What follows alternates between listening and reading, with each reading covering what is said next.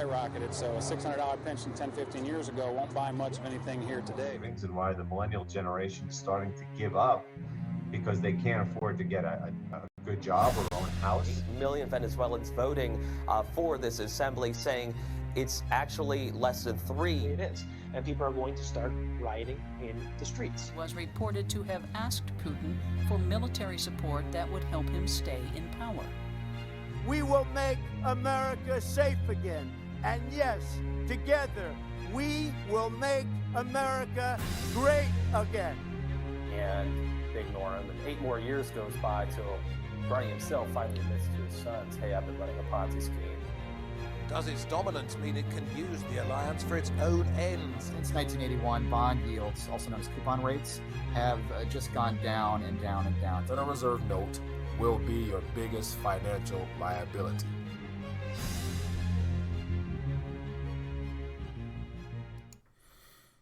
RTD Live Talk. We're live. Monday evening, the 25th day of the month of March. Looking forward to having a little back and forth this evening. Let me fix my camera a little bit. Other than that, hope all is well. Hope everybody had a great weekend. What's on your mind tonight? Let's have some fun. As always, my name is Mike, the host of RTD Live Talk, Detroit's #1 late night YouTube talk show. We're live. And more importantly, want to find out what's on your mind. As always, give it a second before we get deep into tonight's discussion. But if we have any new viewers, feel free to let me know where you're watching from in the chat here. Or more importantly, if you're interested, there's a number above my head, 1-313-462-0027. Feel free to give me a call and let me know what's on your mind.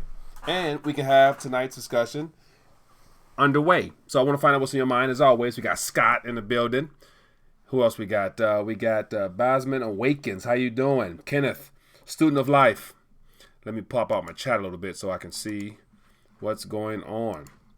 So a lot of things have happened over the last couple of days. More importantly, what the primary subject matter seems to be on mainstream news is the whole Mueller report.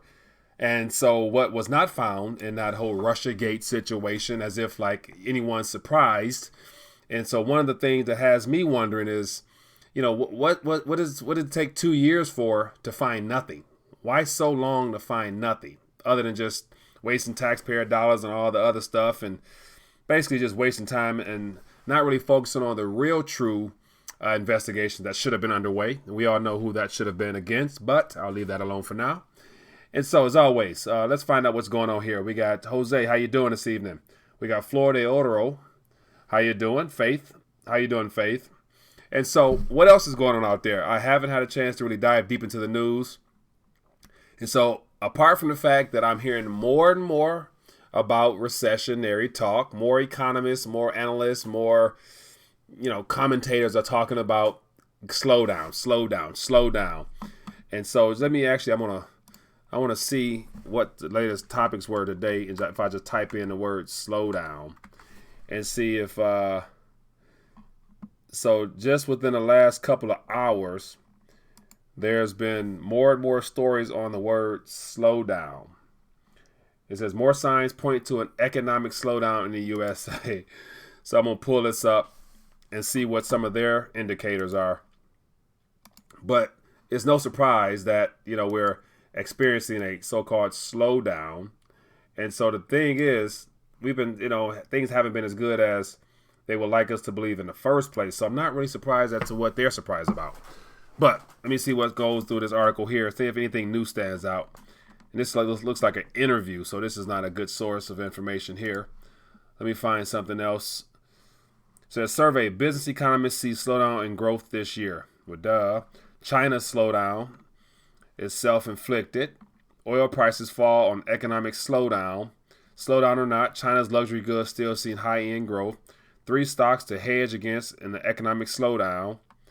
So yeah, slowdown. That seems like to be a primary subject matter. And we have 17.9 million search articles that popped up within 39 seconds of slowdown. So I guess the cat's out the bag. We are officially in a slowdown.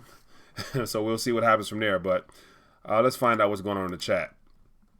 Student of Lice, smash the like button. James, I appreciate that. Ace, how you doing? Student of Lice says, they are playing ball with Trump now. I knew it when Pelosi said it was north. it was not worth it to impeach Trump. They are just going to crash the economy on him. Yeah, I don't doubt that. And the only problem with that is that if they're trying to crash the economy on him, it really will probably come back to bite them or backfire on them, because at the end of the day, the American public going to be pissed at all political figures, not just the president.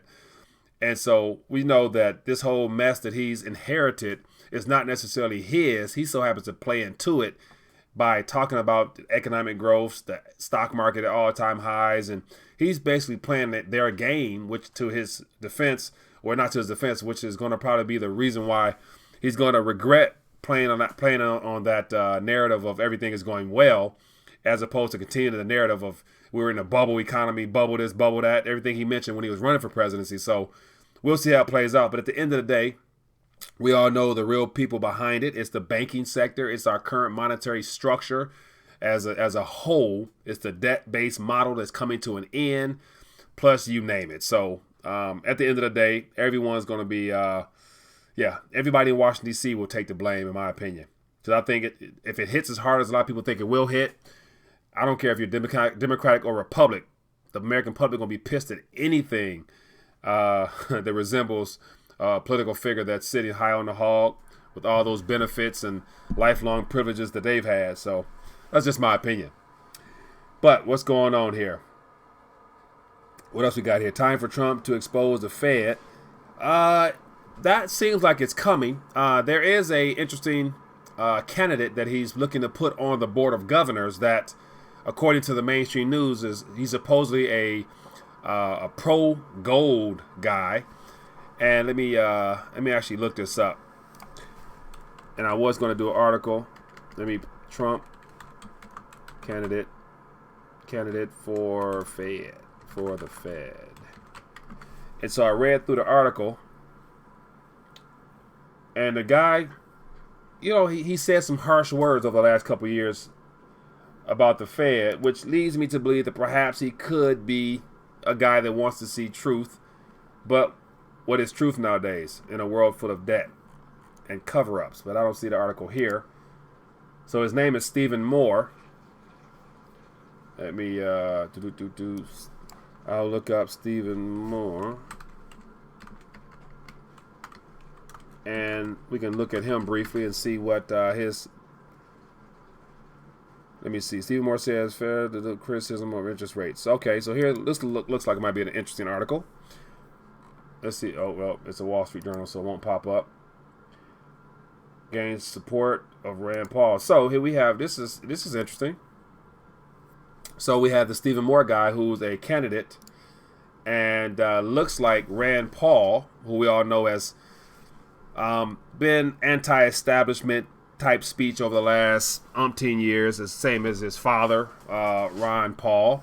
And so the fact that this guy here is getting his endorsement, it looks like, lets me know that he could be somewhat legit. I don't know what to read into it yet, but some of the statements I've read about Stephen Moore guy, who is a nominee for the board of governors for the Fed, he's been kind of harsh and critical. So, we'll see what that plays out to actually mean. But definitely, I think so far he's appointed a couple people on the board because there's a lot of vacancies at the end of Obama's term. A lot of people decided to abandon ship. And so there's a lot of seats that need to be filled. And so he's filling them with what looks like anti-Fed type of people. So whatever that means. But Stephen Moore could be a guy that goes in and shakes stuff up because he's supposed to be pro-gold. Whatever that means. So, but we will see. Time will tell. Time will tell. It says Trump taking way too long to do it already. Low blood pressure. That's one of my biggest issues. The fact that we're almost approaching his possible run for a second term. And I haven't really seen any outright disruption of that swamp. I haven't really seen the swamp, whatever the swamp refers to, actually being drained or cleaned out or gutted or redone. And so apart from all these topics that are relatively distraction type points, whether it be the wall or whether it be, his need all of a sudden to make sure Maduro is going out of Venezuela, to help with that humanitarian crisis. And then we got whole talks with North Korea, which which says a lot because he's been the only person that's been willing to speak with Kim Jong-un, which he says they're decent or they're, at a respectful level, which is better than anybody else, because anybody else was also painting him as a villain and willing to go to war with him. So give him credit there, but I ain't seen that swap men drain yet, or any special investigation to the person who we all know should be investigated. So I'm holding off my final opinions until the end of this term here. It says Hillary going to jail. Blunt news. That would be the investigation that I would like to see. I think the American people would like to see that. To really believe that this guy is real, if he's really going to stick to his word. It says, what else? MMT good for the 1%, MMT bad for the lower class. Jesse James, I don't doubt it. And so it looks like that might be a suggested policy or implementation of policy at this current moment, because we got a couple articles that are fresh. So here's an interesting article here, and it looks like we have a call. So let's see if we can get to this call and find out what's going on. Hello, caller. What's your name? Where you calling from? Hello? Anybody there? Hello? Hello? Hello, can you hear me? Yeah, I hear you there. Go ahead. What's your name? Where you calling from? Hey, man, this is Q from Chicago. How you doing, man? I'm doing good. Q from Chicago. What's on your mind this evening? All right, man. All right, man. All right. I get. Look, I get that everybody, it's very hard for people to imagine what is going on in the background in the country. And one of the things, the last time we had a conversation, and kind of even now you're like, oh, well, it's very hard for you to see.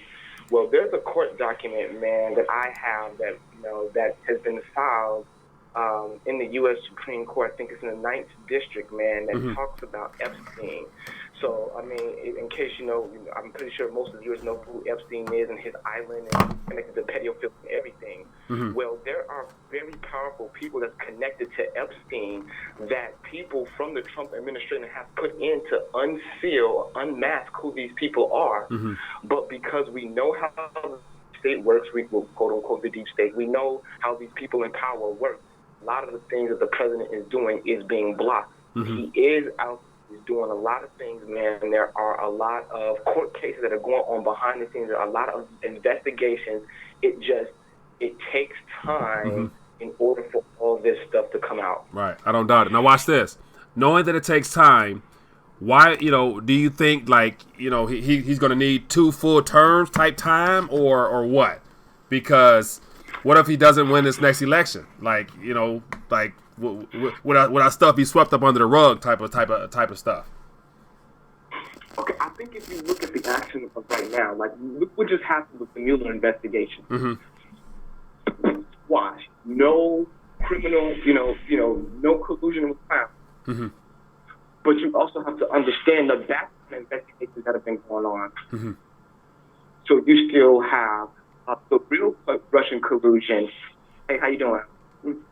The real Russian collusion that's been going on, that's between Mueller, that's been between the Clintons, that's been between the Obama administration with the Uranium One deal. Right. All that's already out in the open. Right. All that's been investigated already. The thing is, we've had to play this whole game that's been going on with these false allegations, with the president. I mean, we know it's akin to Watergate. We know it's akin to the Red Scare back in the 60s and 50s that happened. So, I mean, everything is already in place, man. It's just a matter of getting through, basically the system that we have that's been in place for a while. Yeah. I hear you, man, and that sounds good. And so it's just a matter of, how much time do we have left, given the fact that all the mainstream news are now talking about what we've been talking about for quite a while now. The economy's slowing down. A recession is present. You got inverted yield curves. You got stops dropping. You got mainstream media telling people to go get gold now, even though they're talking about paper shares, but they're telling people to go get gold. So the narrative has changed. They're no longer saying economic growth. We're saying slow down, and it looks like they're going to be cutting rates more before they'll be raising rates, and there's not much room to go below 2.25, which means that our bank accounts is going to be in danger pretty soon, because if they go below zero, that means that we're basically giving them money to stay open and to operate, and we get nothing in return like we've been getting now. So how much more time do you think it's going to take for everything to hit the fan, if it will, in full form, to really make a difference? You know what, man? Everybody, the best advice I've heard is stay away from predictions, man. I don't have a prediction. I don't have a timeline at all, man. Yeah. But I mean, like, we can clearly see, we've been talking about negative interest rates for how many years now? Yeah. I mean, they've had documents that we've already seen bail-ins that have happened all around the world. Look at Cyprus. Look what they've done, in India. They've been doing it all around the world. We got capital controls in China. I mean, look at Venezuela. Look at Argentina. I mean, goodness gracious. I mean, how many countless examples have we had already? Yeah.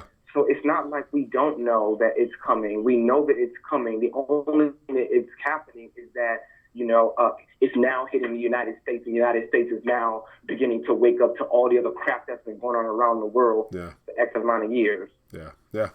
I agree, man. I agree. And so I'm of the mindset that, as I mentioned, and the next 12 to 24 months will be very interesting on a lot of fronts. So how will it play out? What will happen? Who knows? But I'd imagine we're going to look back after that time frame there and wonder, like, damn, like, is there something more I could have done to hedge, protect, prepare, preserve, or whatever it is? So, yeah, man, we're at the point now where we need some solutions and strategies. So I'm trying to figure out exactly what to tell people or how to further encourage people to be of good faith and to just, enjoy the current moment of just being blessed, being in the land of free opportunity and everything else, man. So, Q, man, as always, I appreciate you and your insights, man. Thanks for calling in.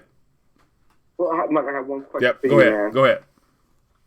And it pertains more about again, the people that we always talk about. How do you, what is coming up and with everything that we're seeing, so like with my family, it's very hard for me to get through to my family and say, hey, we might want to change the way that they're doing things. We might want to start getting our weight up. Yeah. Or, mom and dad, brother and sister, Amazon's not going to be here forever. Yeah. The trucking industry is going to, these massive changes. How do we get people, or, specifically family members, to see that this, I don't know, the cliff. Yeah, man, we went down that road before. It's one of them things where, unfortunately, a lot of people won't wake up. The masses will not wake up. And it's unfortunate. It's a lot of people we love and are close to us. But only thing we can actually do is, prepare and to just be an example, and probably have to, prepare a little bit more in hopes of, them not necessarily needing it, but that knowing that our family and friends might end up relying upon us when things hit the fan and saying, man, I wish I would have listened. But if you, save up or do whatever you do for yourself, but do a couple percentage points more, however you can do that if you can, I think that'll be helpful. But you won't get to everybody just because it's just something that just may not happen in the time frame we have left. So I myself don't try to think about reaching people I can't reach. The closest people know what I do and know what I'm involved in, and they see me living and walk it. And beyond that, I can't do anything for them. I can lead them, but I can't make them drink. So that's my thing, man. But just keep being faithful to what you do, boss. Yep, they do. All right, man. Be good.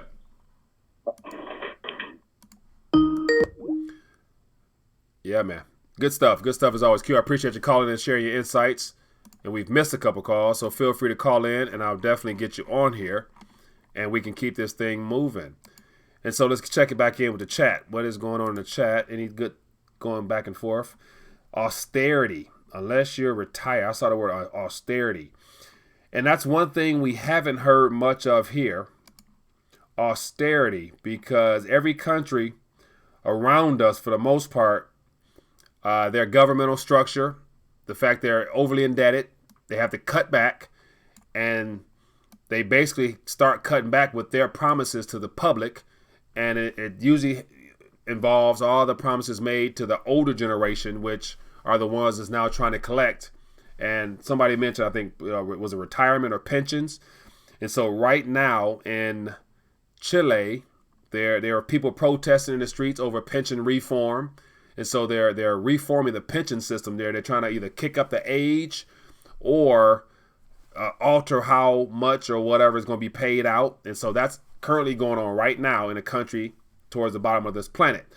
And so it's good to say it's coming to all governments, because every government has extended more promises than they can ever begin to repay, especially if they're not bringing any tax revenue. And to show you how bad it really is, I came across an article the other day that mentioned that about the budget deficit. And so I think it was something to do with tax receipts. The government has about they only brought in tax revenue 1/4 of what they have owed. And that lets me know that they've reached a point. Oh, the month of February. Here we go. It came to mind. The month of February. I'll pull it up. Set another record of the government deficit. Hello, caller. What's your name? Where you calling from? Hi there, Typo. Typo, how you doing this evening? What's on your mind? Hey, I wanted to bring everyone's attention to a really good hypothesis that might work for preppers or people that are preparing, because we have 2 years. Mm-hmm. We have 2 years. We have it's okay. So you're giving a time frame of 2 years, okay? But I'll roll with you. Go ahead. So we're aware already that we're going to be going down to a recession. Mm-hmm. And now there's a lot against us, and we're only talking about one administration until the vote comes through. Mm-hmm. So there's a J. Snip Ford did a great John Teeter video that talked about a hypothetical scenario that I encourage everyone to just look at, and I put the video in your chat. Yeah. So it talks about getting away from the city, but you have 2 years to plan, and a lot of people are starting up RV parks, and there's a list of towns now that are patriot-friendly areas. So we have 2 years. We can take our time and just be ready for it to be great. It could turn around, but if not, everyone in here are hedgers, right? We hedge. Yeah. Now, my only concern would be just that 2 year time frame of saying we got the idea that we have time. Like, I personally, because I wouldn't be confident in any man's defining of a time frame on what's currently going on, given the fact that we can have a disruption in our current financial system, economy tomorrow or next year or whatever. So the idea of we have some time just doesn't sit well with me personally, but I can go along with that though. Well, I completely agree. In fact, for myself, I EMP'd, protected everything. I have backups, and I'm working on communications and independent internet nodes so I can make my own internet falls down. I'm saving up, and in the next couple of months, I want to have an RV so I can get the heck out of Dodge if anything happens. Okay, so you got a game plan that's in motion. So it definitely sounds like you are in the act of getting your stuff in alignment, in a line for whenever something does happen. So, I appreciate you calling in, and thanks for sharing that in the chat as well. Thank you. I'll post a list of towns that are patriot friendly shortly, and that way, if anyone's interested, you'll know where the best voting blocks are and patriot friendly places. Good deal. Well, I appreciate it, Typo. Thank you for calling in, as always. Thank you. Thanks. All right. Yeah, man. She sounds like she has her things in order. She knows what she's doing. That's good, man. That is good. Let me get back. So, before that call there, I was talking about just how bad things really are and how in the long run things aren't really sustainable. And so here's an article here that just doesn't set well with me, as far as you look at the amount of indebtedness that this nation is in, and it's becoming somewhat of a non-factor. Oh, it's just more debt. But U.S. Post's largest ever monthly budget deficit in February. And so I, without even not knowing much about it, I'm thinking like, well, damn, like how much more are they willing to stretch the American credit to the max before they just realize that this thing is just beyond recoverable? Like, you can only borrow so much before you can't borrow anymore. And so just to give you an idea, it says in the red, it said the U.S. posts its biggest monthly budget deficit on record. So out of the entire lifespan of this country, this past month of February was the largest. And so it says the previous monthly record was 230 through 330 something. We set a new record of $233 billion in a month. And what really caught my attention was they only brought in tax revenue something 10 times smaller than that. Let me see if I can find it. It says the budget gap widened to $234 billion in February compared with a fiscal gap of $215 last year. So we're almost damn near $15 billion over from last year. And last year, I remember that time frame, it was bad. It says the government's fiscal year is says first 5 months of the government's fiscal year is $545 billion. So $500 billion in the first portion of the year. It's up almost 40% from the same period last year. So we can only expect more debt. And we're getting all this debt. The government is doing all this borrowing, and we haven't even officially had a slowdown. They're just starting to talk about an economic slowdown, and they're borrowing all this debt. So I remember how people mentioned that under President Obama, because of the recession, because of depression, whatever it was, great, 08, 09, as a response to that, he allowed $10 trillion to be added to the national debt.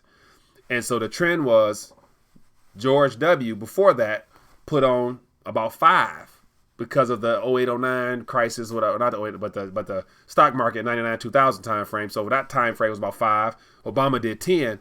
So my question is it possible, like, without any type of official recession announcement or response as far as monetary policy, fiscal policy, could we actually probably get a doubling of Obama's 10 to where we have a 20 piece? Because that proposal was for 4.75 for the next couple of years, but that was just minor in comparison to what's going to be needed when we actually hit a complete market crash. And so it looks like, and I'll be willing to probably put a little small wager on the fact that come this next recession or depression, when it officially starts and people feel it, the response will probably have to be double what happened for the Great Recession on the good side of things, plus some type of new policies, negative rates, probably implementing some type of cash restrictions on withdrawing from the banks, and because they're not going to, as they've made it very clear, they're not going to bail out the banks. So they've mentioned that over and over again. All the political figures have said they're not going to bail out the banks because they don't need to now because of the Dodd-Frank Act. A portion of that mentions that the banks will be bailed in by depositor savings, which depositors are still taxpayers, but they're not paying directly tax. They're just going to have their money stolen. So you factor all that in. These articles, all this stuff just doesn't add up to a good picture, no matter how you try to spin it. But once again, I'm rambling, so forgive me. Let's get back to the chat. What's going on? Feel free to call in 1-313-462-0027. Love to hear your voice and what you think is going on. And so let me get here. It says, when this economy goes down the second time, there's going to be blood on the streets. We are at the breaking point with loads of people living on credit card to credit card. What paycheck? Ace, that could be considered real talk. The blood on the streets part doesn't sound of interest to me, but it is what it is. And so it says, I wonder if people will start getting, I'm going to leave that alone. Debt by Debt says, we get austerity as we drive to work on bumpy roads and under rusted bridges to pay for the class of greedy pigs to stay home. Yeah, man. It says, Stephen Moore calls Trump a fool in every interview. Trump is a game player. Look there, don't look here. Yeah, and that's the thing. That's the seesaw nature of all this stuff that we're involved in. But the only thing that I would be willing to say is more than likely is no matter what happens with the economy, whether they continue to manipulate it and expand some more, or it crashes and they try to recover it by creating all types of, funny money. At the end of the day, what's at stake is the credibility of this nation and the sustainability of the Federal Reserve note as the international medium of exchange. I got to cut that down. Hello, caller. What's your name? Where you calling from? Hey, Mike. This is Gerald calling you from Canada again. Gerald from Canada. How you doing, my friend? What's on your mind tonight? Yeah, okay. I'm hearing you. I just wrote in your little chat. Yeah. And not say little chat, but chat. Mm-hmm. Look, man, I'm 60-some years old. It's Okay. over. It's over. It's over because the Federal Reserve has played us. Mm-hmm. And it played us when we came out of our mother's womb, and we didn't figure it out. And our parents didn't know any better because we had Jesus, we had this, we had that. Yeah. The truth is, they can't play us with this paper no more because now we've become conscious. Mm-hmm. We're very conscious of their stuff. Now, let me get this out of my mind because I was looking for my papers to say this. Mm-hmm. Article 12, IRC, Article 12, Section 411, there is no money. Mm-hmm. Excuse my expression, the bastards have played us. And then they turn around and they played us with this actor called Trump. Believe it or not, now my opinion, by checking out information, the barbarians are already inside the gate. When we got Netanyahu, then we got Russia.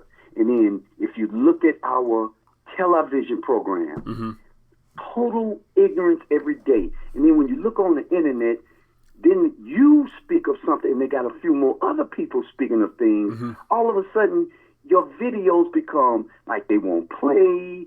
People can't call in. It's like they want us to be caught up in this circus. Yeah. This is why I'm sick of football as much as I love basketball. They can't keep pushing this agenda away. And what you just stated about what the brother said about the blood in the street, the saddest thing is we as people, I'm talking about tones all across the board, we ain't going to figure this out, and we're going to end up killing each other. They already killing the kids, Mike. Yeah. They already killing the damn kids, and ain't nobody saying nothing. Yeah. Come on, man. This is heartbreaking. And then just to throw that at you to show you how to keep up this chaos. Now, I'm telling you, to women, this is going to start happening to you because of a system. They let a white woman in California turn around and hit this man up for child support for a 52-year-old daughter. Really? You know how much money that is? That's a lot of paper. So you know what they're going to do if these feminists get in there, they're going to open up this door to make child support like an eternal thing. Trust me, I got a penny. I don't mean to cut you off, but let me get it out. You go ahead. I got a penny refund check. I got a penny refund check from the state of California that puts me at war now. So you could have kept that penny, but you want to insult me after you extorted me and then send me a penny refund check. Like literally a penny? Dude, I do. You know what? Still got to get your T-shirt, but I'm still trying to get my paperwork in Canada. But I'll send you a picture of it. I'm going to frame it. I actually got a penny check refund, and it costs $1.15 to mail the check.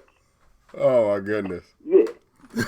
Yes, man, and you're right, man. I believe in God, and I got one more thing to say. Yeah, go ahead. Everybody, including you, check out the lady who wrote the movie The Matrix, who really wrote the script in the book. Her name is Sophia Stewart. It may give you and the rest of my friends in your chat some enlightenment on life, because life is everlasting. And by the way, I ain't gay, but I'm going to tell you this, brother, I love you. I love your show.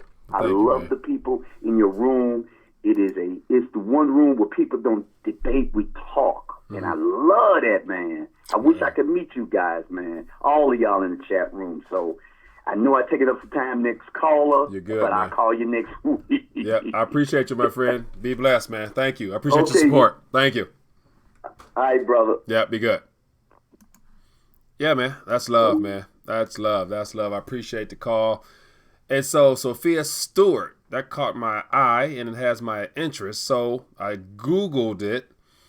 And so it says a story of a female writer, Sophia Stewart, submitted a transcript called The Third Eye. So that right there, so I'm going to look that up because that is of interest to me. So it looks like Sophia Stewart, The Matrix, lawsuit, conspiracy, or hoax. So just looking at this, the first paragraph, it looks like she wrote a script in '86, submitted a manuscript titled The Third Eye to a science fiction comic book contest that was sponsored by the Wachowski brothers from an ad they placed in the magazine. She never heard back from them, and her manuscript was never returned. Years later, 1989, when the first Matrix film was released, Stewart recognized that her work had been appropriated by the brothers, and she filed a lawsuit copyright against them in 2003 against them. So, according to this article here, Sophia Stewart, her manuscript, originally called The Third Eye, was submitted, but never returned back, never heard anything from it. Then it looks like it happened to be similar to what The Matrix turned out to be, the Matrix movie. So, yeah, man. So I'm gonna copy that. I'm gonna come back to that and read that myself. So I'm gonna put that in the chat for anybody that might be curious to find out more about what Gerald was mentioning. So I'll put that right there for you guys. So, man, as always, man, I appreciate you guys calling and sharing your thoughts. So I see some crypto talk in here. What is XRP? It says, who can tell me anything about XRP? So I'll let you guys talk about that. You know, educate J to the K on XRP according to your thoughts. What else we got going on here? Mike, that's what I'm saying. Trump might lose. He needs to move now. And here's what I can see happening as we get closer towards the next election.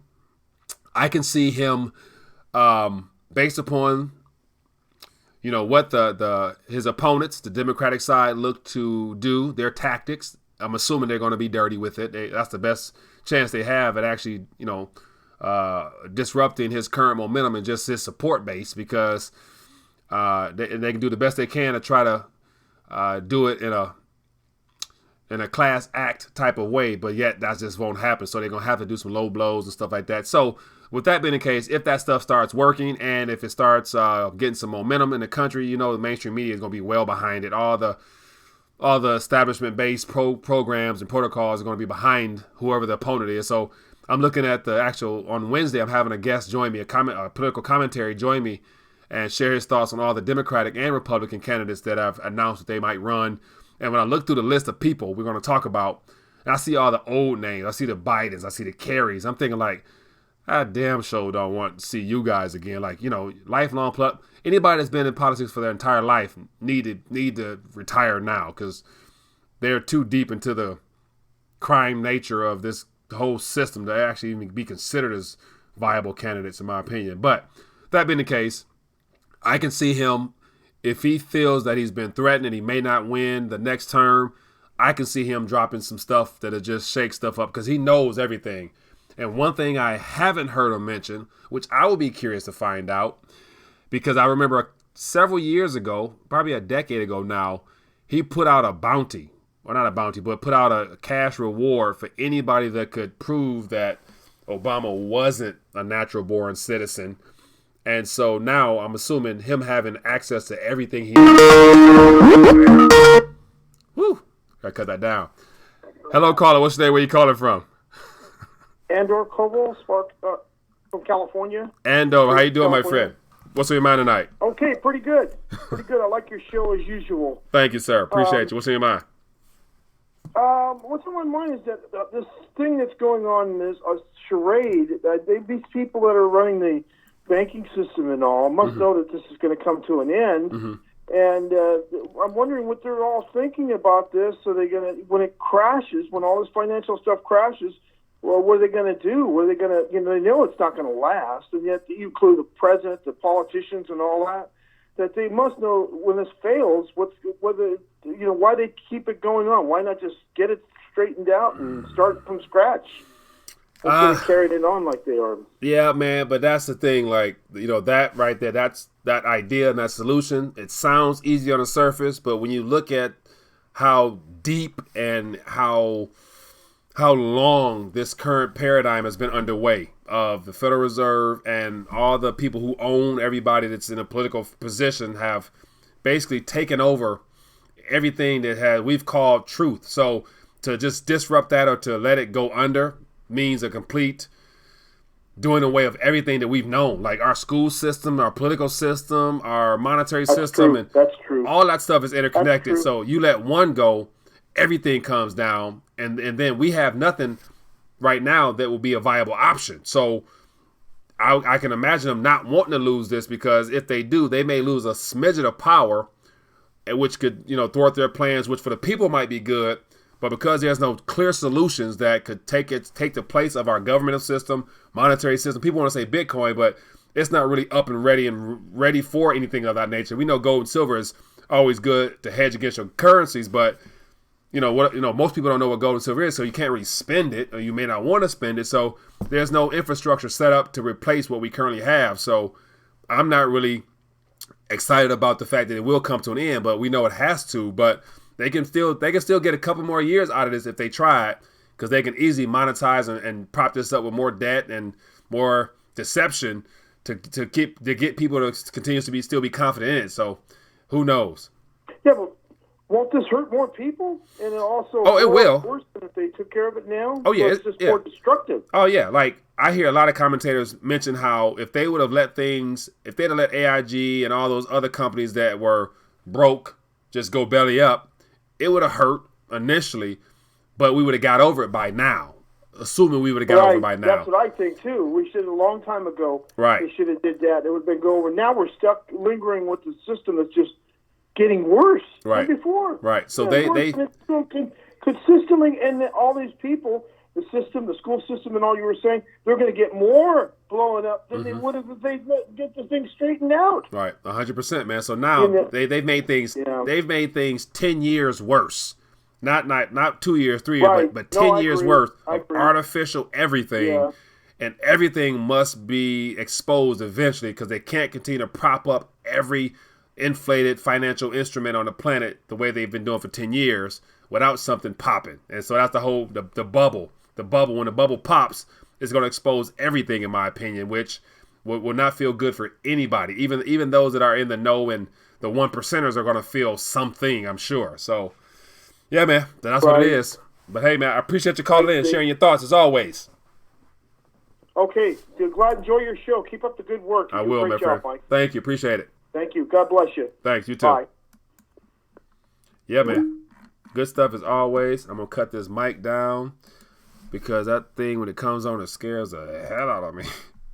So what's going on in the chat? I missed a lot. I see the chat moving. Let me see what's going on here. Stack long, rifled Meadows. He will win. Let's not kid ourselves. I don't doubt it. It says, Mike, that's what I'm saying. We'll see. I'm way behind the chat. What we got here? As always, for those that have been watching, if you don't mind, donate a thumbs up to the channel. Just hit that little button beneath. Show your support for the channel. There's nothing wrong with a thumbs up. Just shows you enjoy the back and forth. It says Trump will blame the Fed. He can, and he probably will attempt to do so. But once again, I don't think most people don't really know who the Fed and how they really have influenced and controlled our entire monetary system globally. So I don't think people will really care about who he blames. They're going to basically go to the first person that the mainstream news will put out there as the reason why. And so Trump can probably blame the Fed, but CNN, MSNBC, and all those news sources will say Trump did it. It's his radical policies. It's the fact that he's such a unfit president, an unfit leader. So we know, and who are the sheeple people going to listen to? Trump or the mainstream news? They're going to listen to the mainstream news. Therefore, his point will be, his argument might be valid, but unless he show the American people why the people he points as the blame to the economy being the way it is and the political system being the way that it is, unless he put hard, cold facts in front of people, that's the only way he might get some of their attention. But most people are bent on their policies and their loyalty to their political ideology that they won't care anyway. You can show them a picture of somebody doing some crime and they're going to say it was fake. And even if it's got video behind it. So some people believe, most people won't. That's why it's no real guarantee. And so Finance Educator says, MMT, here we come. And so to speak further on the MMT, I put up an article. I thought I did. but there was something here that mentioned about MMT for beginners. And so I've actually thumbed through it a little bit, but let's see what they list as the primary principles of MMT. Because to my knowledge, what we're currently experiencing now has a lot of characteristics of the modern monetary theory, which basically means more monetary expansion and just increase taxes along with it to kind of make it balance out a little bit. But let me see, here's some graphs here. This looks like it might be a little bit too complicated to read right away. Yeah, we may not be able to get to this one, but it says modern monetary theory says the world still hasn't come to terms with the death of the gold standard in 1971. And so MMT claims to be the legitimate heir of theories of Britain's John Maynard Keynes. It says Keynes coined the term paradox of thrift. It says MMT's reckoning occasionally has gutted. Yeah, so basically in a nutshell, they want to print as much as they can and basically say that because the government has a right to print as much as they want, all they have to do to counterbalance the idea of a hyperinflation is just to increase taxes, assuming that that's going to balance things off. But if you just expand the monetary base and increase taxes, we're going to end up having we're going to end up needing notes with several zeros behind them to kind of, balance things off, because there's no way you can increase the monetary base and increase taxes and that kind of balance itself out. So I think we're going to have some inflationary aspects anyway, because if any suggestion that comes from the same people that got us in this trap now is being put forth as a solution, that lets me know what they're suggesting is only going to hurt us even more. Because I don't trust we can see what they're giving us now. I damn sure don't trust what they're trying to give us. That's just my opinion. So let me know if I'm wrong there, but let me know if you agree or don't agree, but it is what it is. Gregory, how you doing? So I'm behind in the chat again. Death by debt, austerity. Okay, so I'm way in the chat. Let me get back caught up with the chat. What do you got going here? It says, bet your Mike got a big stack of Bitcoin. I wish. The big cities are garbage. Some of the smaller ones are still too. BTC, Ethereum for the win. How much malinvestment can an economy take before it breaks? DB stupid. How much can it take? Well, I think we definitely have more time than most nations because of our current status as a current reserve currency. So because we have the reserve currency for now, we have been given the privilege of being able to get several decades off of a lot of malinvestment and debt and death and everything else in between, and it's worked thus far. But we all know that there's a lot of infrastructure and alternative things is being built to counter what's going on. So I would be willing to bet it won't last much longer. Hello, caller. What's your name? Where you calling from? Hey, Mike. It's Pete from Colorado. Pete from Colorado. How you doing this evening, my friend? What's on your mind? Oh, I just wanted to respond to your question about monetary theory. Yep. Go ahead. Lay it out for me. Well, it's not a theory. It's been going on for decades. Mm-hmm. And, it's just basically money creation. Yeah. And modern monetary theorists point to Japan as the success story, which is hilarious. But, yeah. No, but the bottom line why it doesn't cause inflation is because it's battling against all the deflationary forces. 10 years ago, we started the deflationary spiral, and it was modern monetary theory that stopped it. Okay. Because people don't have the money to actually buy things at the prices they're at. All the pressure is for prices to go down, not up. Yeah, but then because that is deflationary and that's not ideal for our current monetary structure, so do you think that this MMT is to basically spike up inflation and spike it up by increasing the monetary base and hopes of how will they sustain that and keep it from getting out of control with hyperinflation, in your opinion? Well, first of all, let me say that it's not something that I think is good or right, but it's not a theory. It's something that's been in practice for decades. Yeah. Japan peaked in 1989, 30 years ago. their housing prices crash 50%, the stock market crashed 50%. It's never recovered. Mm-hmm. And all the pressures are deflationary because there's no real growth. So the printing of money has just kind of created a zombie economy there, with empty houses and no real growth, and it's kind of a horrible existence. But I'm not arguing that's good, but I'm just saying that that's why there has been no hyperinflation. And Japan's not even the world's reserve currency, and they've managed to pull that off for 30 years. Right. Right, that's true.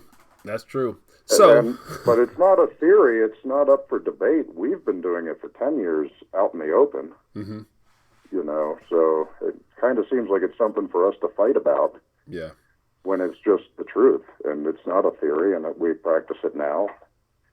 Trump is one of the biggest modern monetary theorists of all time. He wants low interest rates and negative interest rates and printing money. I mean, that's in our immediate future. Yeah.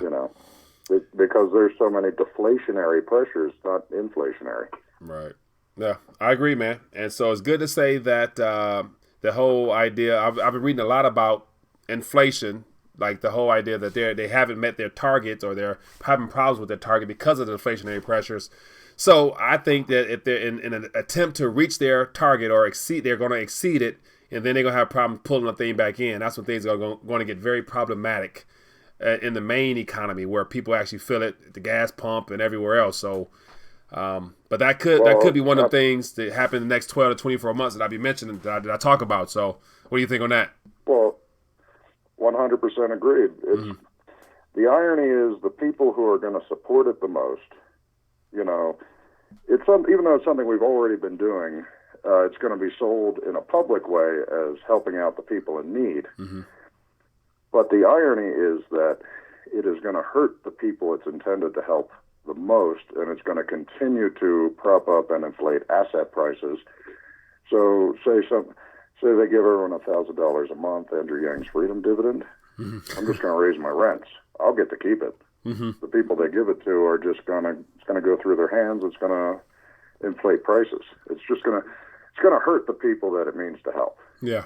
And it's going to give a revenue base to business landlords. It's really evil and awful. Mm-hmm.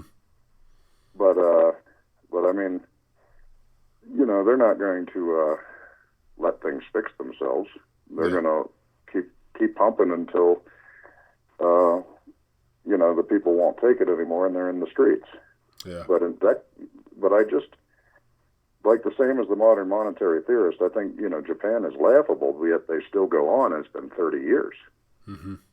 30 years. Yeah, that's a long time, man. So that lets me know that they're capable of rigging or trying to cover up, plaster over something that can probably prolong this thing a lot longer than we think, or because we have the reserve currency, they won't be able to. Because my only concern is they won't be able to keep other nations on board, especially China and Russia.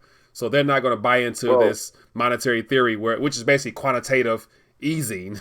So China and Russia is not going to buy into that much longer. That's why things won't be able to go on for 30 years as it is in Japan. So, well, Russia though is unique. They only have 16% debt to GDP. Mm-hmm. They learned their lesson. Yeah, everything was good until it wasn't.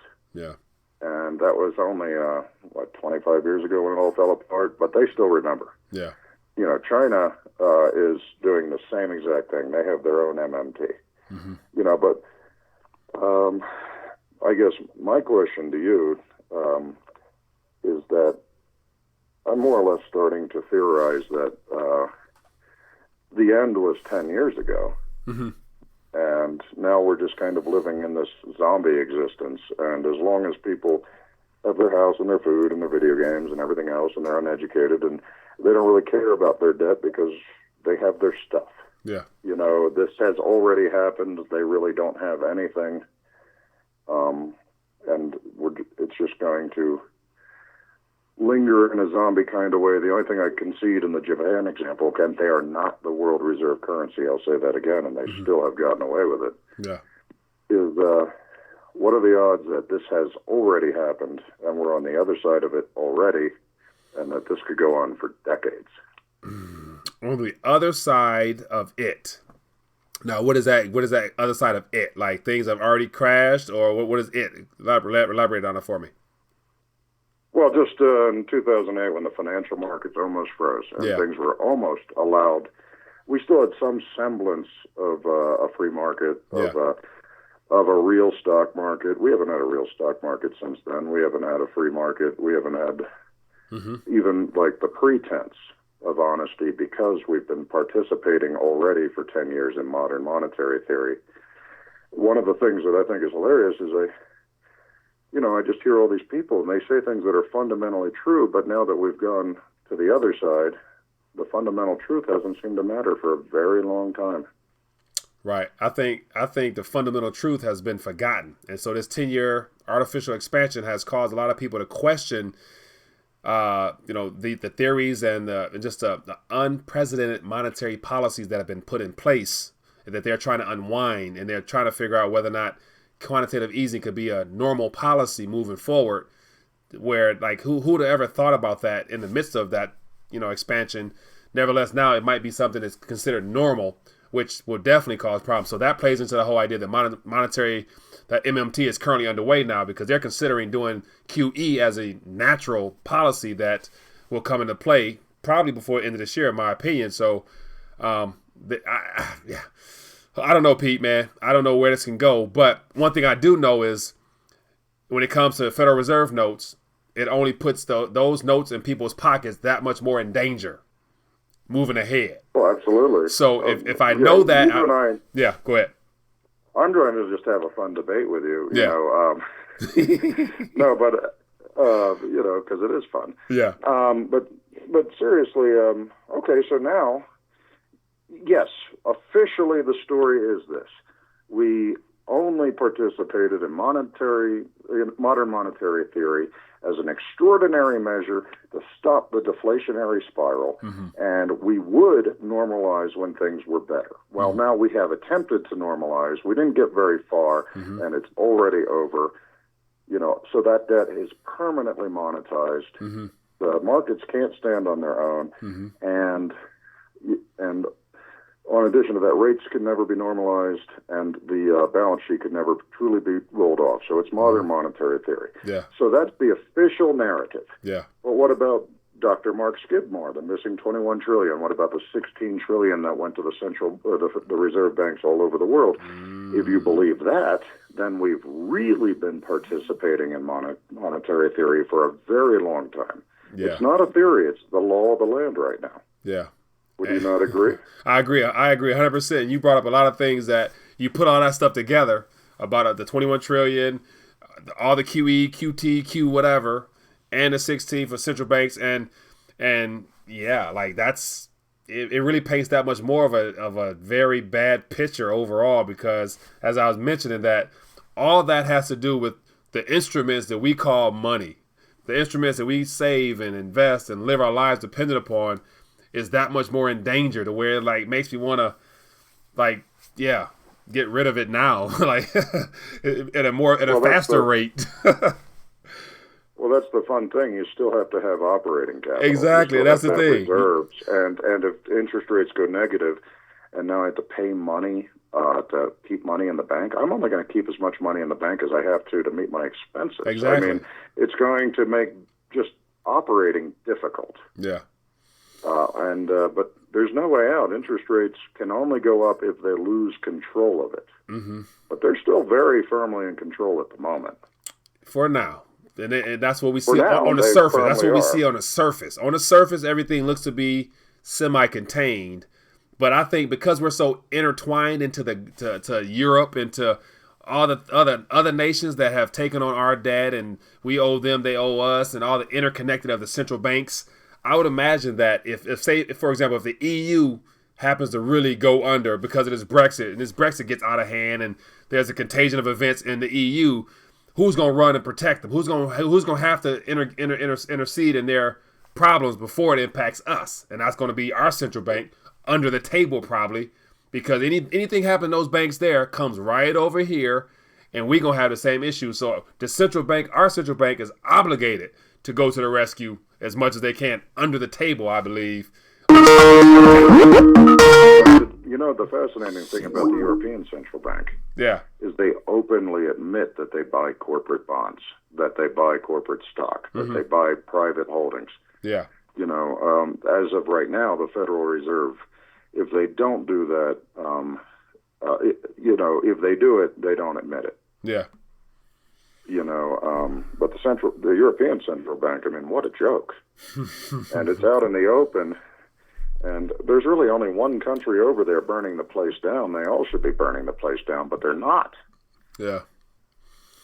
Like, yeah. You know, but ultimately, in my opinion, it's when people don't have their stuff anymore, that's when the people will, you know, fix it. Maybe not in an organized, rational way, but as long as the people have their stuff, you know, Japan, I just keep saying, they're not the world's central bank. It's been 30 years. Yes, the stock market has never recovered. The housing has never recovered. But they've continued, and they're 3 times worse off than we are right now. Yeah. So there is precedent for this insanity to really go on. Yeah. I mean, do you ever think about that? I do, and that's why in the midst of everything that's going on currently, I try not to really like focus on things coming to a complete halt, but more so just utilizing the time I do have to enjoy opportunity, connect, educate people, and tell people to get their weight up along the way. Enjoy your life. Don't act like things coming to an end. Take trips, enjoy yourself, make memories that's going to last you for decades down the line. But in case something does happen, also be prepared in whatever form or fashion you can. So I don't let these events stop me from living. I'm just conscientious of them because I'm a parent and I'm concerned about the type of future my children are going to have. So, but it could definitely go on more, of which I'm going to continue to enjoy my life the way I do now.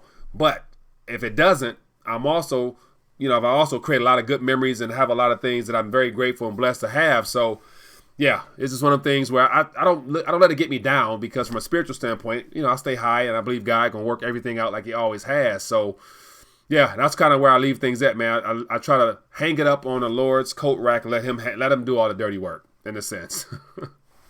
Because if not, I drive myself crazy. Well, the one thing, what you just said there is 100% true, and these are things we don't have control over. They're really fascinating. It's insane. Yeah. And I think it being so insane makes it more fascinating. Yeah. You know, me personally, since we spoke in January, I've more or less retired, and, you know, I'm going to mill wood and have gardens and things like that. So. Yeah. Well, good job, Pete, man. Hey, man, I appreciate you as always, man. It's always good to chit-chat with you. I appreciate you for calling and sharing your thoughts, buddy.